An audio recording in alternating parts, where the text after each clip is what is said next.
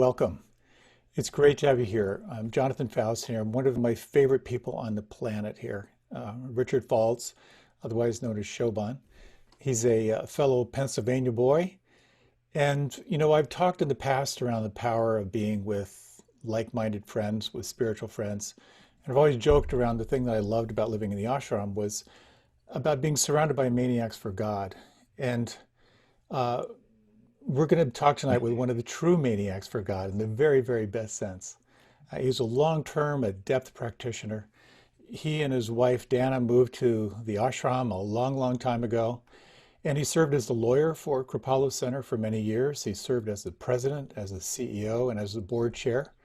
And then when he finished up that part of his karmic journey, he went off to do depth practice, deep meditation and lots of writing. He's the editor in 4 books in the Kripalu tradition. The Sayings of Swami Kripalu, Swimming with Krishna, teaching stories from the Kripalu Yoga tradition, the Enlightenment teachings of Yogeshwar Muni, which is about self-inquiry and surrender meditation, and again in the Kripalu Yoga tradition. And his most recent book is Dharma then Moksha, the Untold Story of Swami Kripalu. We go way, way back as fellow maniacs, and for about 20 years, we co-led a program called the Energy Intensive, which is a 3-day kind of blow out the tubes program. And we both share a lot of love for these practices. So thank you so much for making the time. Richard, Shobhan, I really appreciate your time. I want to kick things off, if you don't mind. I gave a talk recently on how to deepen your practice, and I have to say I'm not a natural contemplative. I've certainly done periods of depth practice that have been really transformative, but I've always admired those who dedicate the time and energy and focus like you have. And one of the things that I find really powerful for keeping my practice alive is the why of practice.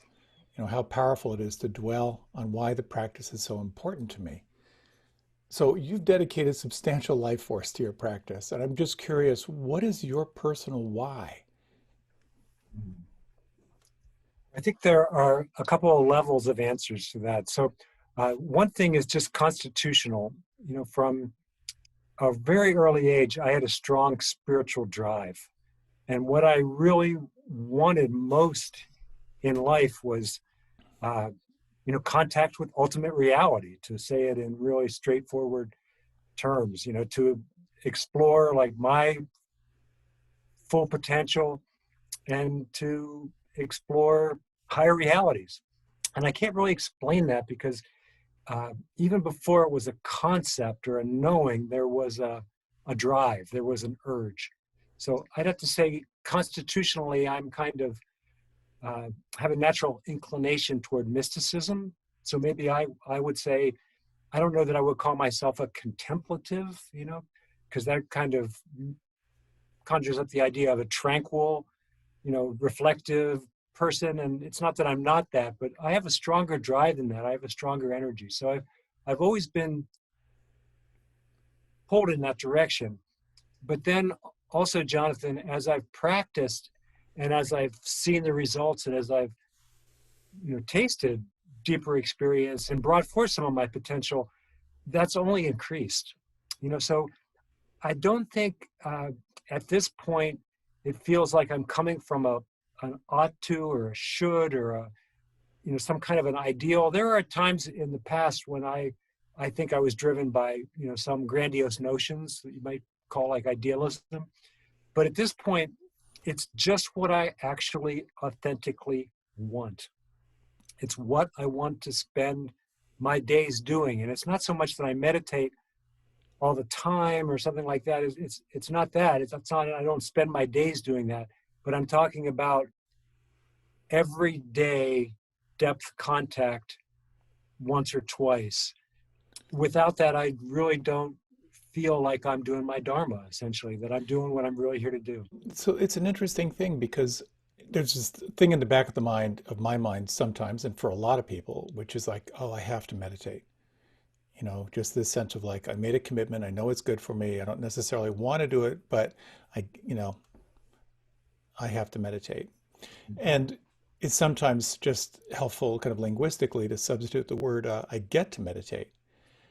Would you say, was there a period for you where there was sort of like kind of the grunt work of meditation and then just something kind of opened up inside that moved you into wanting to meditate? So I started my practice early in college, actually before college, but I really started a regular practice in my first and second year of college. And I practiced hatha yoga for an hour a day, pretty much. And at some point, I added an hour of meditation first thing in the morning. And I just added an hour. Swami Kripalu actually had a teaching that said, if you want to move through the full range of mind states necessary to actually pursue enlightenment, you should sit for an hour a day. And so I started that practice. And I'd have to say that I can't really ever remember it being I should meditate. I made a commitment to meditate. Because once I got going on that, and I've never interrupted that, basically, that whole time, which is about 40 years ago, the momentum that I built up through that was self-sustaining. And so, there are certainly times I'm busy or pulled in different directions. But to be honest, what I've always done there is I get up early enough that I have the time. So I don't want to seem inhuman or something like that and say I never encounter that. But with meditation, I very, very seldom encounter that. Sometimes, going through all my yoga routines or things like that, I feel like, gosh, I'm just jumping through hoops. But the actual, direct contact with depth self, and, I think I would say it this way, is that I started something and it started evolving. And that evolution is very real. And, I think you can talk about inner states in paradoxical language probably the best. You could say, well, there are things that are constant, that are unchanging, but the most powerful thing for me has been this sense of, it's not forward movement like I'm going somewhere, it's evolution, that my being is evolving. And I don't want to stop that. I don't want to get in the way of that. And I feel so blessed to have it going that I don't want to screw it up in a way, So like I say, I don't want to come across as holier than thou or whatever, but over the years, this is just, it's not so much knowing that it's good for me, because it is good for me, or knowing that it makes me a better husband, it makes me a better husband, or it makes me effective in life, which it does. It's more like I authentically want and need to do this. This is what I am here to do. It may be unconventional. It does not fit into my family of origin, I'll tell you. But it is what's mine to do.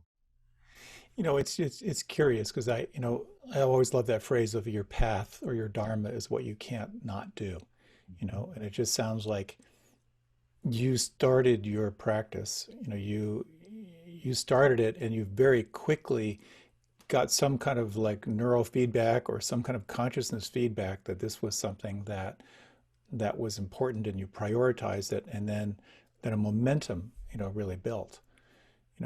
I always, tell the story sometimes back in the Kripalu days of being contacted by someone in the media looking for a reaction to a story. She said, Donna Karan, the designer, has just come out with a $300 yoga mat bag. What's your reaction? And I knew what the reaction she wanted. And so I said, well, I think it's great. If a $300 yoga mat bag gets someone practicing, it's going to transform their life.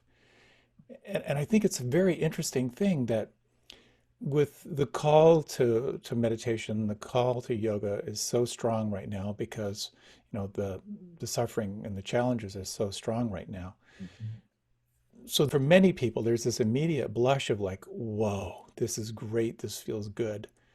And then challenges start to arise because there's a level of clear seeing that begins to arise. And then suddenly you become more aware of what's between you and feeling happy and feeling free. And there's a quote that's attributed to Swami Kripalu, and I want to ask you about your relationship with him in a bit. My understanding is that he said that most people stop practicing precisely because it's working. Yeah, that's an Is, accurate quote. It's 100 people start practicing, and a year later, 99 quit because exactly the right things are happening. so say a little bit about that, because you've not only practiced, but you've been in relationship with hundreds of people, over the years, if not thousands, who practice and stop. What do you say to that? Well, I think you were speaking earlier to something you might call the honeymoon phase, and and uh, it's hard to start a practice. So some people don't even have a honeymoon phase because the mind is very agitated, and there are difficulties. That's why the one of the reasons why the yoga tradition has been so compelling to me, not only for myself but in terms of teaching, because the body practices and the breath practices are so essential at getting over that initial barrier when the mind is just so agitated that you really can't sit effectively, and you certainly can't enjoy it. Some people say meditation is a little like boxing, and that's true. So my experience is that the yogic approach of learning how to let go of tensions from the body, as you said last week in your talk, the gross tensions, and then releasing the more subtle tensions from the nervous system through easy breathing and things like that. That's really important. And the basic yogic approach is, before you start meditating, learn how to relax deeply, like physically relax the body. I don't know that I would go entirely that direction, because I think sitting is so important too. But to couple those things and to have like that full spectrum practice, with a little bit of movement, a little bit of breathing, and a little bit of relaxation, and then sitting really makes a lot of sense. Then if someone is taught well and instructed well, or has a natural inclination to it, they will have a period where you just see the possibility. And that's what I would call the honeymoon phase. And you start seeing, wow, I could have a little distance from my mind and all its patterns and conditionings. And that's a time when a lot of people, they get really fired up about practice. And that's why Swami Kripalu said, 100 people start, and a year later, 99 quit. Because that year later is, what he was meaning there is, they have practiced, they have tasted something, but you run into a wall. And that wall is, you get into the deeper conditioning of the mind. And so I don't think I need to say a lot about that, because I think you teach very effectively, with RAIN and other pieces on how to work effectively with the mind. But I think, I spoke about evolution, and evolution always involves these, two wings, you could say. One wing is new things are coming in, and the other things are, barriers and obstacles and old difficult patterns are falling away. And it's just not the new light coming in. It's the old, shadow and sometimes garbage falling away. And that is inherently difficult. But I think when you really get viscerally and beyond a shadow of a doubt that that's a positive thing, it's not failure, it's not because you're just morally bankrupt or bad, inherently bad. When you really get that purging process or cleansing process, purification process, whatever you want to call it, is actually what Swami Kripalu said was the right thing happening, then you grow at ease with it, and it actually becomes a positive thing, because wow, that it feels so good, So it's like the wake of a boat. There's got to be the water that goes behind, and that's just what it is. A lot of people, as they're discovering meditation now, and it's kind of all over the place. The word mindfulness is a hot word. They learn meditation, through an app, or they catch something online. Mm-hmm. You had a very unique kind of initiation is maybe too strong a word, but something that kind of woke you up. And kind of going back to the word mysticism, which you mentioned earlier, and this has to do with your relationship with Swami Kripalu and how that incentivized something inside of you. And I wonder if you might take just a little bit of time to sort of maybe kind of tell us like who he was and maybe a little bit about your experience and how that influenced you. And then there's some really amazing stuff that you have gleaned through looking at his teachings over the years. So this is one of those things in terms of your life that you just look back on and, was it serendipity? Was it grace? Was it meant to be? Was it just, random happenings? So I said I started practicing, in the early years of college. And I was very interested in, like I did everything else. I took all the right courses, but on the side, I was really studying mysticism and going to meditation groups and communes and all sorts of, great things back then. And but when I graduated from college, I went right to the Kripalu Yoga Ashram. I literally, I got my diploma, I got in the car, I drove right there. And so I arrived, and Swami Kripalu was given darshan. And so up until that time, I was really searching for something. I was searching for someone or something or some tradition or some book, that really spoke to what I wanted, and I didn't know exactly what it was. Was it enlightenment? Was it, was it a permanent high or something like that? And I, all the Ram Dass and counterculture stuff, I had seen Ram Dass a couple of times. And so anyway, the long and short of it is that I went to Kripalu Center. I won't tell the story. The story is in the book Dharma and Moksha in some detail. But the gist of what happened was when I saw him was the first time that I saw a person who had what I wanted.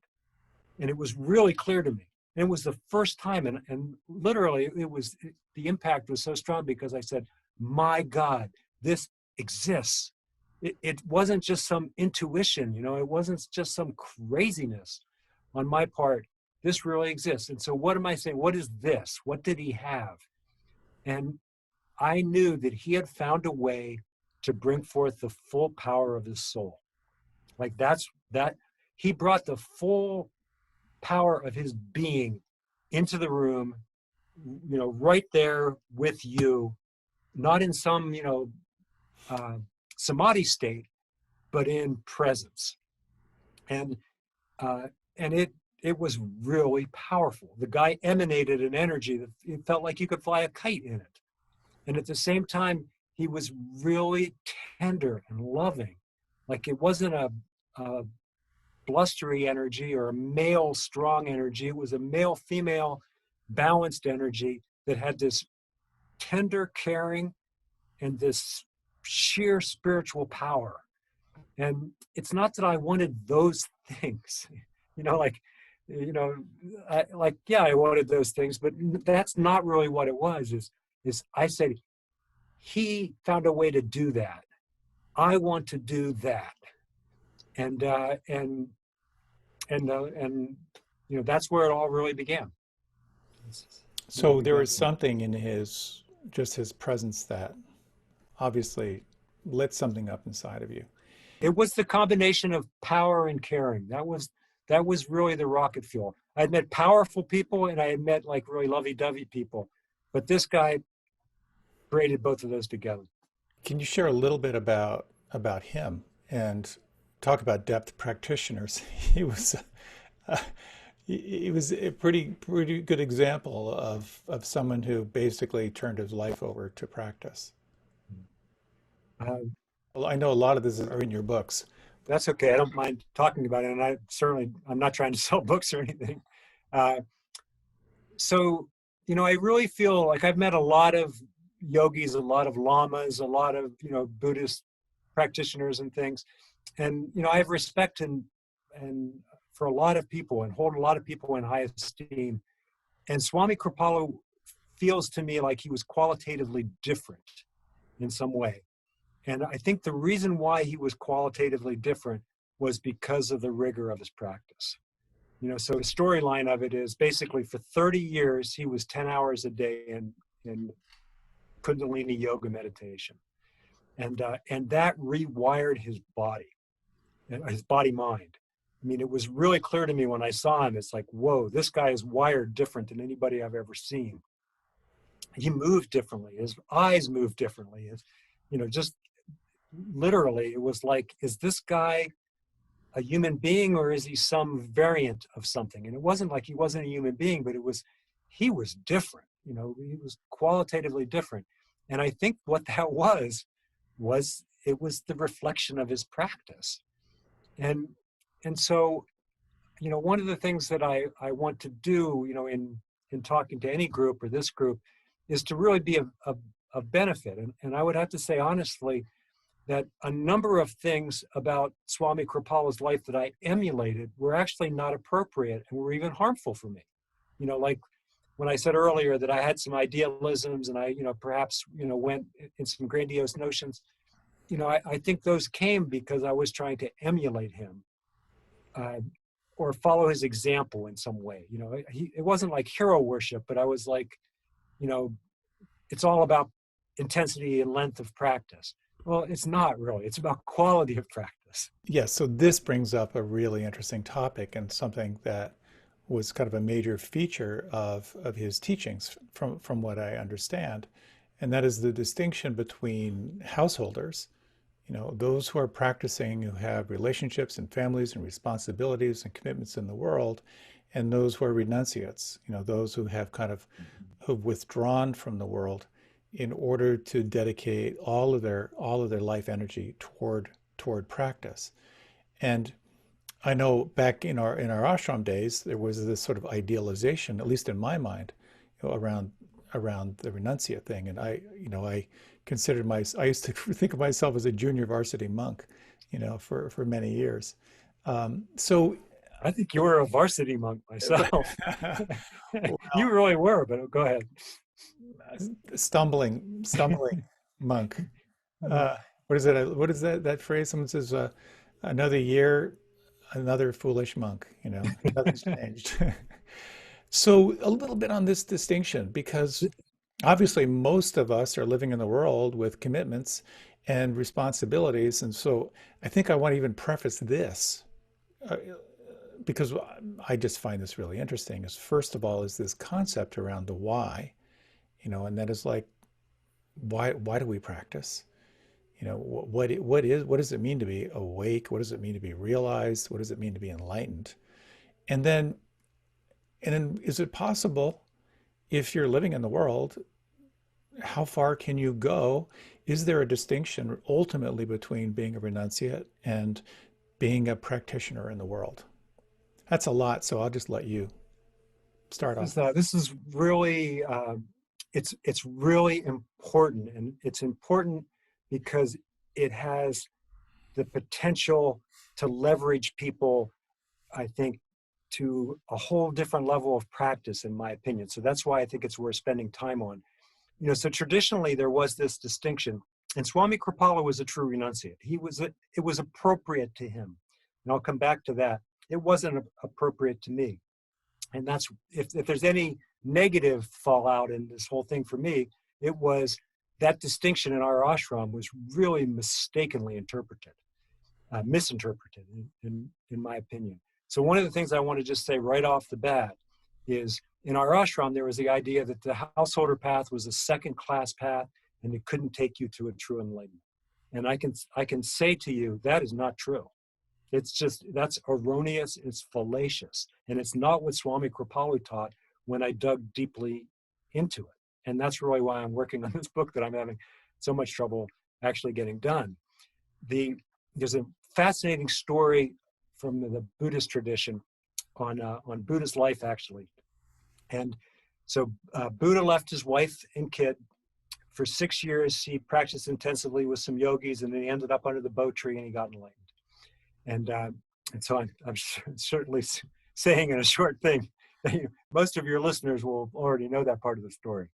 But here's the little less known part of the story is not long after he awakened, he returned to the kingdom. He taught some and he turned the wheel of the Dharma first, but eventually he made his way back to the kingdom and he came before his wife. And his wife's name was Yasodhara. And there are several stories that say she was not only beautiful, she was really a person of substance, which makes sense, in terms of the Buddha choosing her to be his wife earlier. And so he comes before her and she looks at him and they're like, a pregnant silence. And she says, my Lord, I only have one question. And so the Buddha says, ask. And she says, did you need to leave me to make your discovery? And the story says the Buddha was taken back by that question. He did not know the answer. He had to close his eyes and compose himself and basically meditate for a few minutes before he could come back. And then he opened his eyes and he looked at her and he said, no, I did not need to leave you, but I didn't know that at the time. And the story ends by saying she accepted that answer and they went on. They didn't go on as husband and wife, but they went on in their relationship. That is such a killer story. I mean, and that's a mind blower.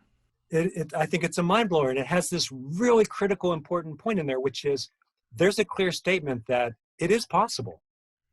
And so Swami Kripalu told a story that kind of builds on this and gives us a good jumping off point. And he told us his history. I think it's more of like a quaint story, but there's some element of truth in this. So basically, back in the time of the Buddha, and in that era, somewhere around 600 BC, there were a lot of renunciate monks. They were called shramanas or strivers. And there was a whole social movement of people leaving society and doing these intensive practices. And during that time, yoga was developed, Buddhism was developed, Mahavirya and Jainism was developed. It was a really rich, the Axle age was very rich. And so what Swami Kripalu said is, among all those people that went into the forest to live, there were both single males, and then there were married couples who both left, like a man and a woman, and they would go and they would live their religious life, and they were kind of like co-renunciates, a husband and wife together. And he said, between the two of them, they worked out, these sadhanas that worked for them, these practices that worked for them. And during the whole time that they were doing this, what we would call now research and development, they were doing R&D. And they made really mind-blowing, life-changing discoveries, for humanity. And at the end of that process, they said to each other, this is the quaint part from Swami Kripalu, they looked at each other and they said, for all this time, we have been supported by the householders who have fed us, through their alms. We need to systematize these paths so we can give them a way to realize what we have realized in the most effective way, in the shortest way that can be done in the midst of society. That's a really powerful idea, that they systematized their tradition and they gave back what they had wanted so badly. And so I think in those two stories, whether they're true or not, historically, I don't know. Mythologically, I think they are true. And so that gives us the basis to say, well, what is this householder path? So you spoke earlier about the four aims of life, as it's articulated, kind of in the tradition of Swami Kripalu.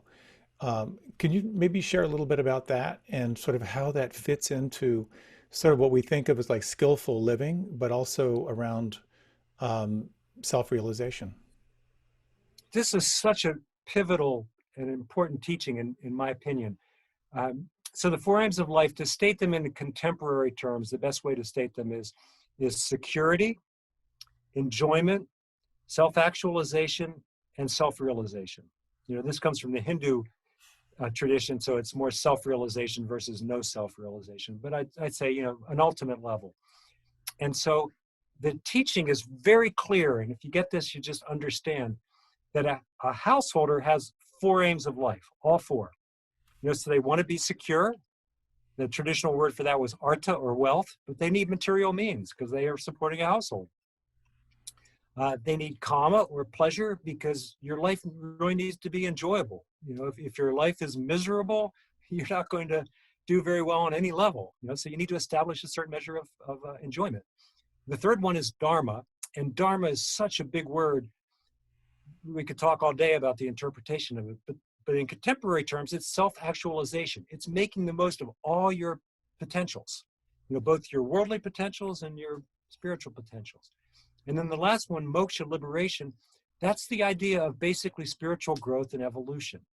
And so a householder has all four of those, and he's pursuing, or she's pursuing them in a balanced fashion. And what a renunciate is a person who only has one. They only have the last one, moksha, and they've given up the other three.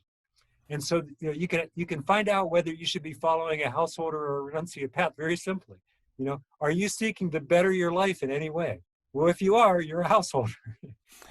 If you're really focused on a balance of things, along even with an intense spiritual practice, like for me, you're a householder.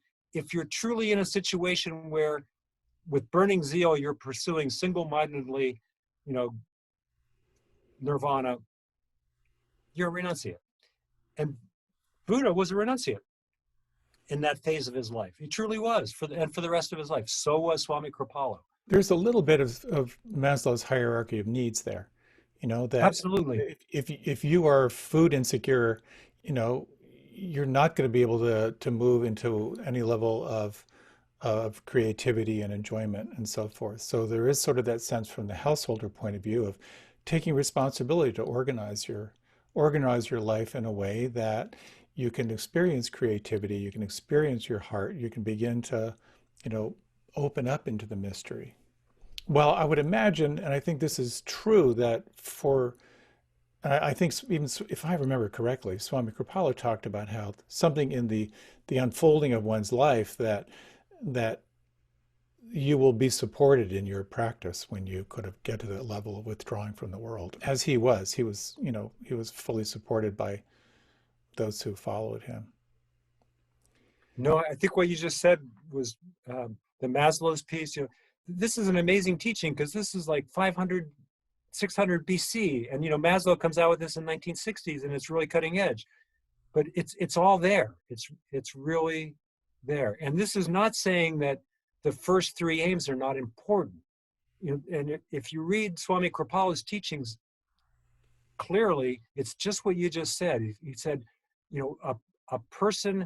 a mature person will satisfy those first three aims of life, and they'll move right through, this progression of, like you were talking about, basic security, food security, shelter security, but beyond that, comfort and stability and positive environment.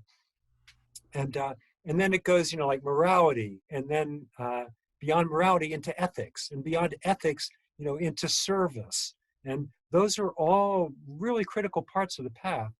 And Swami Kripalu's teachings are exactly what you said, is if you really do that work, your flower will get ready for the final stage.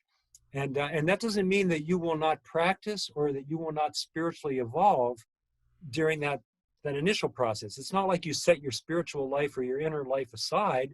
No, it's right at the core of it. You're pursuing that, but your work is part of your spiritual practice, and your relationships, maybe your parenting, are part of it. So Swami Kripalu taught success in life, you could call it effective living, but success in life, and then pursuit of realization. So I wanted to just sort of ask your thoughts around this whole idea of self-realization versus liberation, and kind of where that fits in this model. Yeah, Jonathan, that's such a critical question in this whole equation. And if I could offer one thing from my life to people, it would be that self-realization, if you want to call it that, or in the Buddhist tradition, it might be called direct experience of true nature, or Buddha nature, that that is possible for all of us, and certainly for a practitioner who's systematically working with a good teacher who's able to point out what that is and what it isn't. And crossing this barrier to self-realization, or Buddha nature or whatever, it's like moving beyond the limits of the thought-bound mind is so critical, because that opens up a whole new possibility when you're really not in a gravitational field of the egocentric self. And that is possible, so that's realization. And you have to pull apart realization from liberation. Liberation is some ultimate possibility of humankind and each individual. And in the Buddhist tradition and the yoga tradition, it generally is seen as having two components. One is called dukkanta, and the word means the end of all misery and suffering. This is like a technical statement. It's not like a flowery statement. Like, just think of that: the end of all misery, all forms of misery and suffering, complete.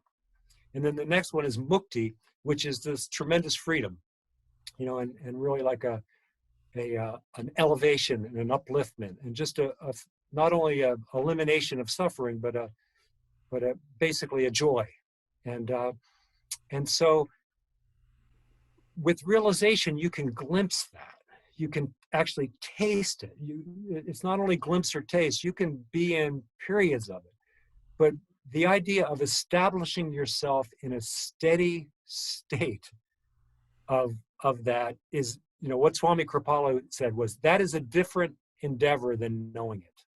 Because one involves basically like effectively setting aside the mind, and the other involves dissolving the mind away. And if you are living in the world, and I don't even want to say it that way, if you are in a life where you're receiving nurturance and sustenance and good things from a whole range of relationships, you need a mind that is a good, healthy, strong mind with which to interact with the world. That's not a bad thing. But Swami Kripalu set that aside. And I think the Buddha set that aside, came to death's door. So I guess what I would say in this piece is, pursue realization intently, because it's accomplishable and because it's an absolutely critical step. Liberation is just a dream without realization.